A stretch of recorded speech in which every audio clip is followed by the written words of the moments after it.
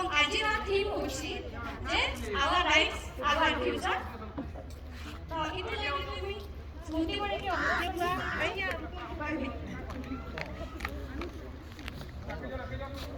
मोर नाम स्मिता मु एकादश श्रेणी छात्री।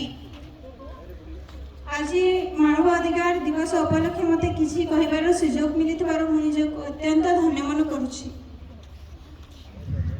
मनीषर सशक्तिकरण द्वारा तार जीवन स्वाधीनता और मर्यादा सुरक्षा करने को ही मानव अधिकार कहा जाए।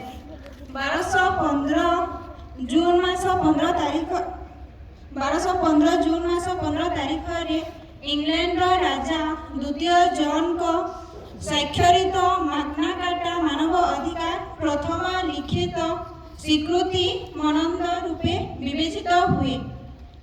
यूएनओ साधारण परिषद द्वारा 1948 मसीहा डिसेम्बर 10 तारीख रे मानव अधिकार पालन करा जाए। Thank you.